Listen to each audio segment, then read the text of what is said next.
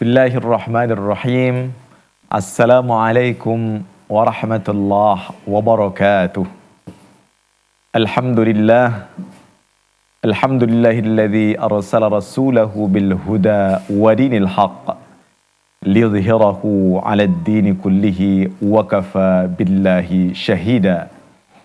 Asyhadu an la ilaha illallah wahdahu la syarika lah. Wa asyhadu anna sayyidana Muhammadan abduhu wa rasuluhu la nabiyya ba'dah. Allahumma salli wa sallim wa barik wa karrim ala sayyidina wa maulana Muhammadin wa ala alihi wa ashabihi ajma'in. Amma ba'd. Para pemirsa TVRI Sumatera Selatan yang dimuliakan Allah Subhanahu wa taala. Inni uhibbukum fillah. Hamba yang dhaif senantiasa mencintai saudaraku karena Allah Subhanahu wa taala. Sebagaimana Allah kumpulkan kita di dalam ketaatan dan kebaikan, semoga kelak Allah kumpulkan kita di dalam syurganya yang tertinggi. Pemirsa yang dimuliakan Allah Subhanahu wa taala, tema kajian kita pada sore hari ini akan membahas tentang karamah para wali-wali Allah Subhanahu wa taala dan contoh-contohnya. Karamah sebagaimana yang dijelaskan oleh para ulama artinya amrun khariqun lil 'adah yujrihi ala yadi waliyin min awliyaillahi tathbitan wa ta'yidan wa nasran lahu. Karamah adalah sesuatu yang luar biasa terjadi yang Allah tentukan atau Allah jadikan kepada walinya, kepada orang-orang yang dekat dengan Allah Subhanahu wa taala sebagai bentuk penguat, sebagai bentuk pendukung dan penolong mereka. Dalam makna karamah berbeda dengan mukjizat.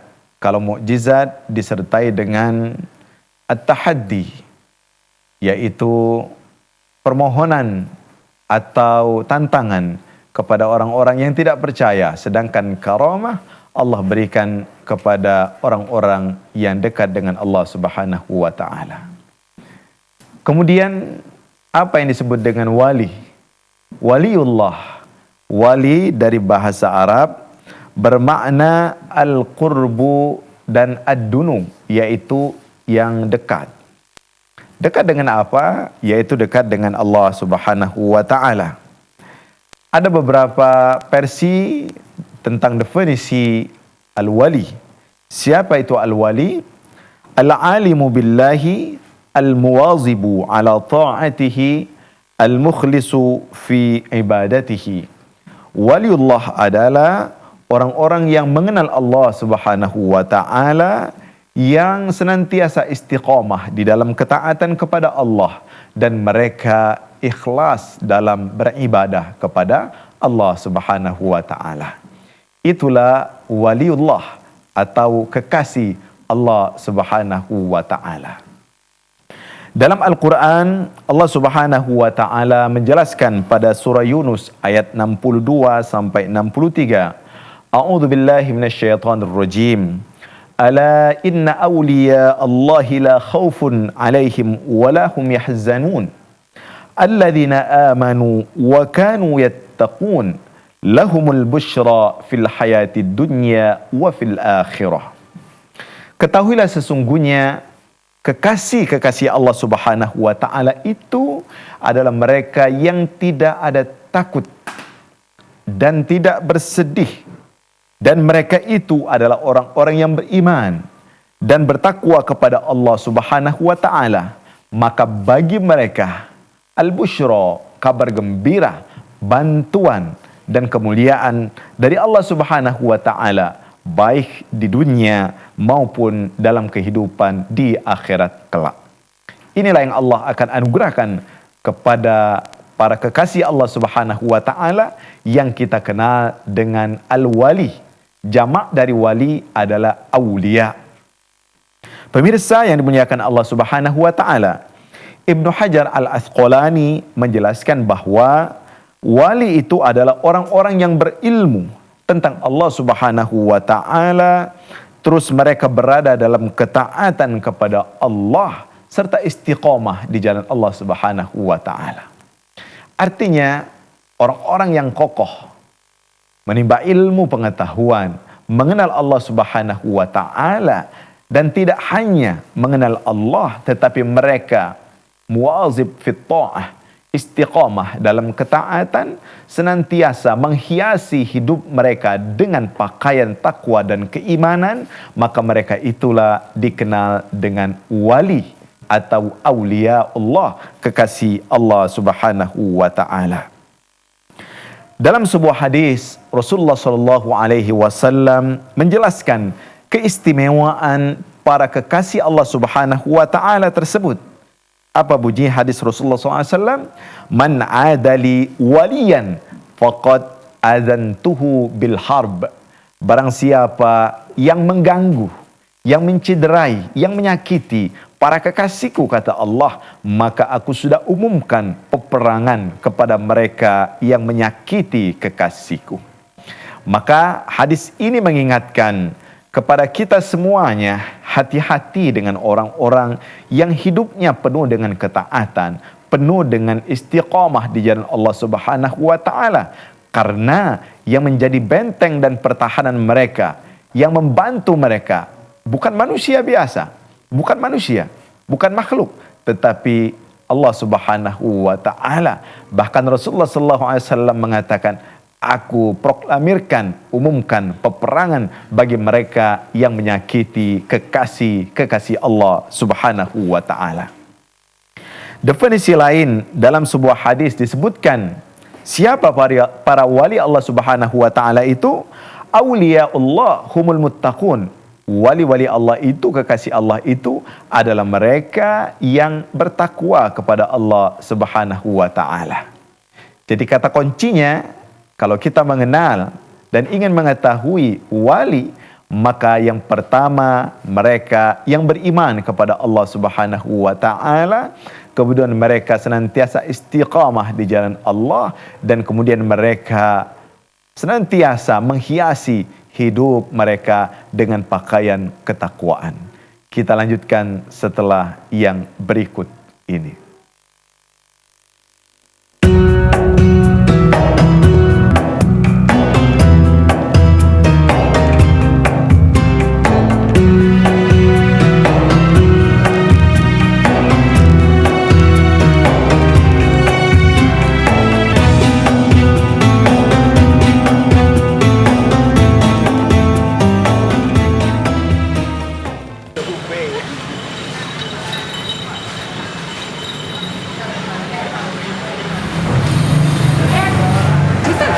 Yeah. Makan. Duduk. Here. Duduk. Sit here. Duduk. Ya. I want to sit there. My brother. Hello. Oh my God. May I sit here? Yuk, duduk. No. Oh yes. Good. Thank you. Thank you. Orang Belanda. Makan. Congok. Makan. No, bahasa no. Eat. Eat. Yeah, eat. Pempek. Pempek kapal selam. Nah. What? No. Pempek, bang selam. Pempek. Pempek yang lah dulu. Iya. You here? Stay here. Iya. What is this? Pempek datang. Ini pempek dicongokkan. Nah. Congok. Chongkok. Iya, Chongkok. Chongkok. Pempek kapal selam. Pempek. kapal selam. Marine. Submarine. Yeah. It's a part of submarine. Oh my God. Sri Kayo. Three. Yeah. Kayo. Rich. Mister, makanlah pempek kapal selam. Makan. Cukup? No, kapal selam. Kapal selam. No. I want to toilet first. Alright? Yeah, silent. Iya, udah ngomong. Iya. Kapal selam. Ngomong apa dia tuh? Meh, maju, makan ya.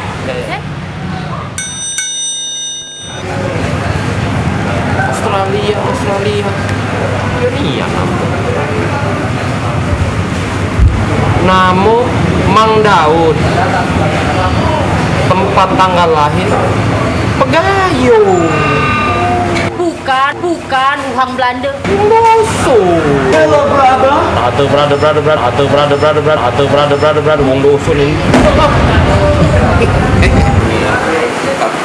Makan. Ketahuan lagi nah, Bung Dusun.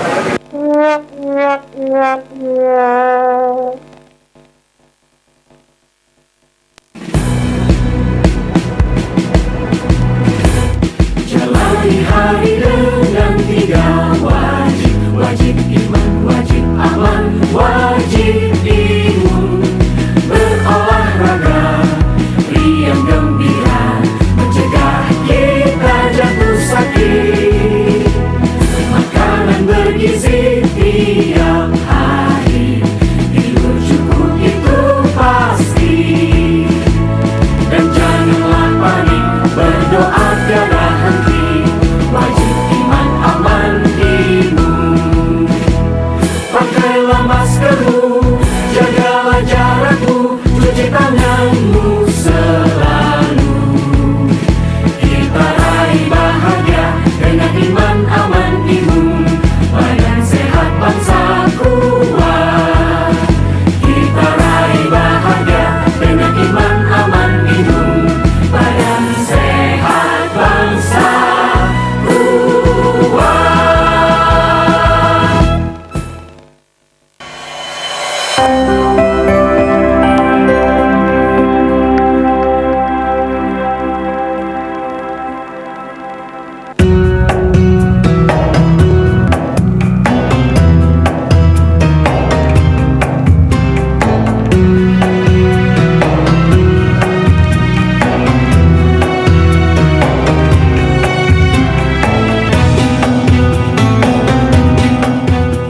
Pemirsa yang dimuliakan Allah Subhanahu wa taala, mari kita baca contoh-contoh dari karamah.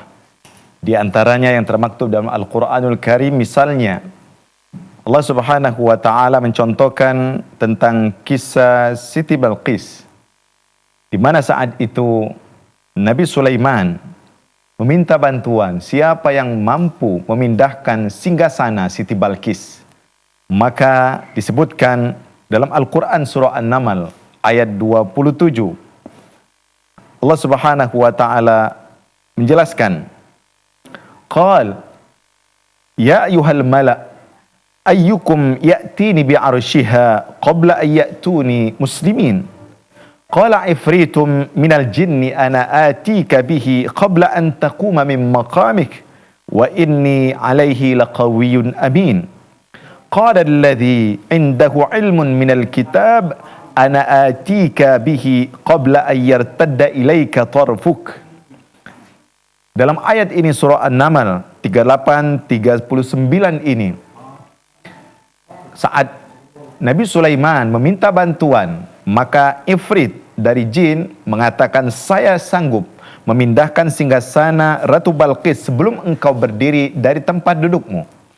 Lalu ada seorang hamba Allah Subhanahu wa taala yang menurut para mufassirin namanya Asif. Namanya Asif ini adalah seorang hamba Allah Subhanahu wa taala yang alim, yang dikenal memiliki karamah. Karamahnya dia mampu memindahkan singgasana Ratu Balqis sebelum Nabi Sulaiman membuka matanya. Sebelum mengedipkan matanya, maka singgasana Siti Balqis pun sudah berpindah. Inilah keistimewaan salah satunya dari seorang hamba Allah Subhanahu wa taala yang disebut dalam beberapa tafsir namanya Asif. Kemudian contoh dari beberapa hadis Rasulullah sallallahu alaihi wasallam, di antaranya yang terjadi dengan seorang anak pada masa kerajaan Himyar di Yaman. Saat itu sang raja memiliki seorang penyihir yang sudah tua dan dia menginginkan untuk mencari penggantinya. Akhirnya dipilihlah anak muda tersebut. Lalu anak muda ini ternyata dia memiliki ketaatan kepada Allah Subhanahu wa taala. Saat itu di dalam hatinya ada kontradiktif. Pertama, apakah mengikuti penyihir yang sudah tua itu atau mengikuti ahli agama yang mengajarkannya kedekatan kepada Allah Subhanahu wa taala. Lambat laun pemuda ini akhirnya kokoh untuk beriman kepada Allah Subhanahu wa taala dan dia tidak menghiraukan ajakan tukang sihir untuk menjadikan dia penerus sebagai tukang sihir yang istimewa di kerajaan Himyar tersebut. Singkat cerita, saat itu ketika dia ingin berangkat ke rumah sang alim untuk belajar agama, di pertengahan jalan dia mendapati seekor binatang yang begitu besar, yang sangat menakutkan. Lalu dia mengambil batu dan dia katakan, "Ya Allah, sekiranya kedatanganku kepada ahli agama ini untuk kebaikan, maka bunuhlah binatang yang besar ini." Lalu dia lemparkan batu kepada binatang tersebut dan akhirnya binatang itu meninggal dunia, mati. Kemudian disebutkan juga sang anak ini karena dekatnya kepada Allah Subhanahu wa taala, dia diberikan karomah, kemampuan untuk menyembuhkan orang-orang yang buta, menyembuhkan orang-orang yang terkena penyakit kusta. Selanjutnya sang raja marah bukan main dengan sang anak ini.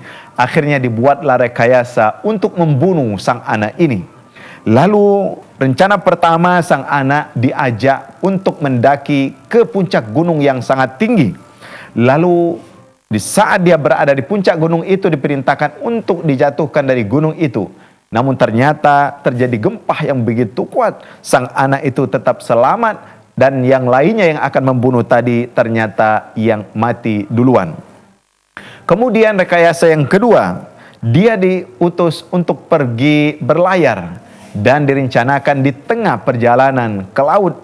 Di tengah laut dia akan dijatuhkan di dalam lautan tersebut. Namun ternyata yang terjadi, orang-orang yang akan membunuhnya itulah yang akhirnya tenggelam ke dasar lautan. Kemudian yang unik lagi, saat itu sang raja kehabisan akal untuk membunuh sang anak ini. Namun sang anak ini mengatakan, "Wahai raja, bila engkau ingin membunuhku, betul-betul ingin membunuhku, Anda bisa. Tapi dengan satu syarat, engkau harus mengikatku di atas kayu. Kemudian engkau harus mengambil anak panah yang aku miliki ini, lalu panahkan anak panah itu tepat di ulu hatiku dengan catatan, sebelum engkau melemparkan anak panah itu, engkau harus mengucapkan kata-kata, Bismillahi amantu bi rabbi gulam. Dengan nama Allah, aku beriman kepada anak atau kepada Tuhan bocah ini." Maka sang raja tanpa menyadari, yang penting dia bisa membunuh sang anak ini. Akhirnya sang raja mengambil anak panah itu dan dia mengucapkan kata-kata yang menjelaskan Bismillahi rabbil gulam, dengan nama Allah Tuhannya anak ini. Akhirnya sang anak ini pun mati terkena anak panah tersebut. Lalu seluruh penduduk dan rakyatnya mengucapkan, "Amanna bi rabbi gulam." Kami beriman kepada Tuhannya sang anak ini. Akhirnya sang raja marah dengan kejadian ini dan disebutkan dalam Al-Quran surah Al-Buruj ayat 85 yang dikenal dengan kisah Ashabul Ukhdud. Saat itu raja marah dengan mereka yang beriman kepada Allah Subhanahu wa taala. Akhirnya mereka ini dimasukkan ke dalam parit dan di dalam parit itu sudah disiapkan api yang besar sehingga mereka saat itu dibakar hidup-hidup. Itulah yang dijelaskan dalam hadis Rasulullah SAW yang diriwayatkan oleh Imam Muslim ketika menjelaskan qutila ashabul ukhdud. Ashabul ukhdud itu dibunuh dengan api yang mengobar-ngobar, dengan api yang menyala-nyala. Karena saat itu sang raja begitu benci dengan sang anak tadi. Ini salah satu karomah yang Allah anugerahkan kepada kekasihnya. Ada lagi kisah orang yang bernama Juraij. Juraij ini ada seorang ahli ibadah. Namun suatu ketika Juraij ini dalam keadaan sholat sunnahnya, dia mendengar panggilan ibundanya. Lalu yang muncul di dalam hatinya, apakah aku berhenti sholat ataukah aku mendengarkan panggilan ibundaku? Namun ternyata Juraij meneruskan sholatnya. Akhirnya sang ibundanya bersumpah, ya Allah, jangan matikan Juraij ini sebelum dia bertemu dengan penzina ahli zina. Akhirnya kaum muslimin yang dimuliakan Allah Subhanahu wa taala, Allah Subhanahu wa taala menakdirkan Juraij ini suatu ketika didatangi oleh seorang wanita, tetapi dia tidak tergoda. Akhirnya wanita itu berbuat zina dengan pengembala kambing. Lalu wanita itu pun hamil. Ketika ditanya oleh penduduk negeri itu, wanita itu mengatakan, yang menghamiliku ini adalah Juraij yang tengah beribadah di atas tempat tersebut. Lalu didatangkanlah Juraij dan akhirnya Juraij mengatakan, tanya anak ini siapa orang tuanya. Ketika itu ditanya kepada sang anak tersebut yang sudah lahir, lalu sang anak mengatakan, bapakku bukan Juraij, bapakku adalah pengembala kambing. Ini salah satu contoh bagaimana Allah Subhanahu wa taala membantu hambanya yang dalam keadaan kesulitan. Kemudian juga dikisahkan Abu Bakar As-Siddiq, sahabat Rasulullah SAW, juga memiliki keistimewaan karomah. Di antaranya, suatu ketika Abu Bakar As-Siddiq didatangi oleh tamu yang begitu banyak. Ternyata di rumahnya tidak memiliki banyak makanan. Lalu Abu Bakar As-Siddiq kebingungan. Saat itu dia bertanya kepada istrinya. Sang istri mengatakan, itulah yang sudah kita siapkan wahai Abu Bakar As-Siddiq.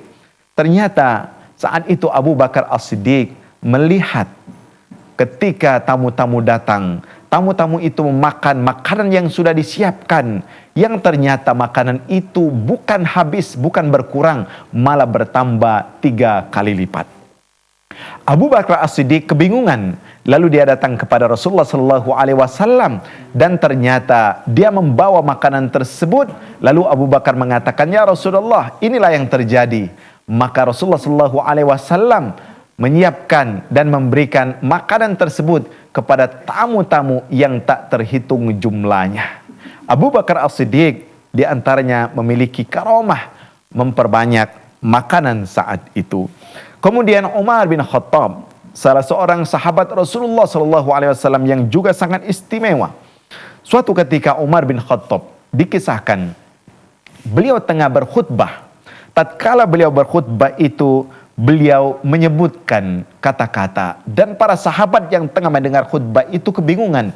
Ya Sariya al-Jabal, ya Sariya al-Jabal. Ternyata Umar bin Khattab tengah melihat tatkala itu beliau mengirimkan tentara perangnya ke sebuah tempat. Dan saat itu Umar bin Khattab menyaksikan bahwa tentara yang dia kirim itu hampir saja kalah. Dan akhirnya Umar bin Khattab dengan matanya melihat karomah dari Allah Subhanahu wa taala bahwa musuh-musuh sudah siap menghancurkan tentara Umar bin Khattab. Maka Umar memanggil pemimpin yang bernama Sariya. Wahai Sariya, hati-hati, di belakang gunung itu banyak bala tentara yang akan membunuh kalian. Maka dijelaskan tatkala pasukan ini pulang ke Madinah, berjumpa dengan Umar bin Khattab Amirul Mukminin, mereka menceritakan ketika kami hampir saja mengalami kekalahan, saat itu kami mendengar suara yang keras mengatakan, ya Sariya al-Jabal, ya Sariya al-Jabal. Wahai Sariya, hati-hati, di belakang gunung ini banyak musuh-musuhmu. Kaum muslimin yang dimuliakan Allah Subhanahu wa taala, Umar bin Khattab salah seorang sahabat yang dikenal dengan mulham, sahabat yang mudah sekali mendapatkan keistimewaan dari Allah Subhanahu wa taala. Bahkan Rasulullah SAW menyebutkan dalam sebuah riwayat, laqad kana fima qablakum minal umami nasun muhaddatsuna ay mulhamun Fa iyyaku fi ummati ahadun fa innahu Umar. Kata Rasul, dulu sebelum zaman kalian ini ada orang-orang yang mendapatkan ilham dari Allah Subhanahu wa taala. Sekiranya ada dari umatku ini, maka dia itu adalah Umar bin Khattab.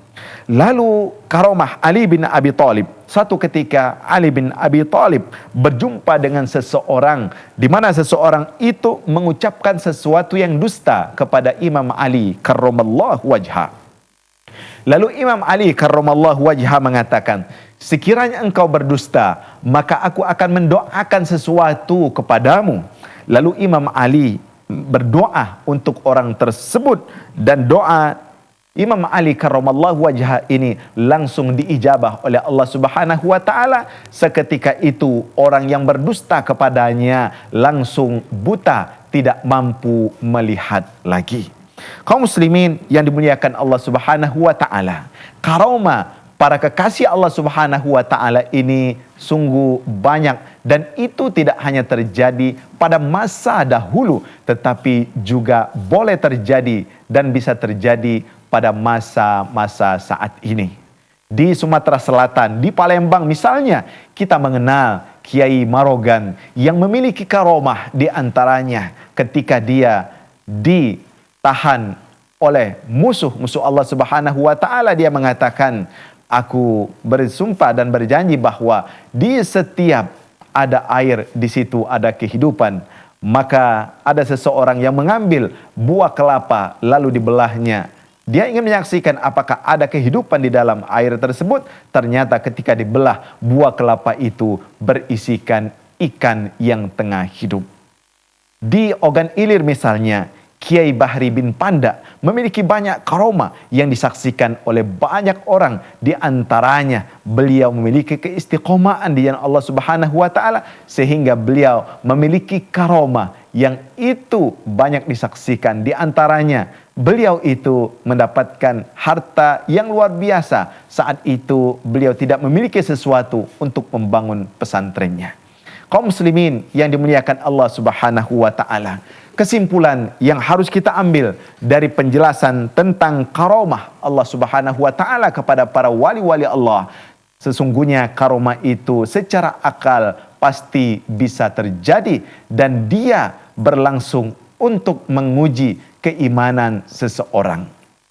Maka orang-orang yang diturunkan karomah kepada mereka itu kalau istiqomah di jalan Allah Subhanahu wa taala, maka mereka akan selamat. Tetapi apabila mereka ujub dan takabur, maka karomah itu akan keluar menjadi istidraj. Dan bagi kita kaum muslimin, hendaknya ketika melihat sebuah karomah ini, tentunya ini menjadikan kita untuk terus dekat kepada Allah Subhanahu wa taala dan memuliakan orang-orang atau kekasih Allah Subhanahu wa taala. Di setiap orang yang beriman, pasti Allah akan turunkan karomah keistimewaan. Maka jangan sekali-kali kita menghinakan orang-orang yang beriman dan taat kepada Allah Subhanahu wa taala. Semoga bermanfaat dan memberikan kebaikan kepada kita semuanya. ربنا ظلمنا أنفسنا وإن لم تغفر لنا وترحمنا لنكونن من الخاسرين ربنا آتنا في الدنيا حسنة وفي الآخرة حسنة وقنا عذاب النار سبحان ربك رب العزة عما يصفون والسلام على المرسلين والحمد لله رب العالمين والسلام عليكم ورحمة الله وبركاته.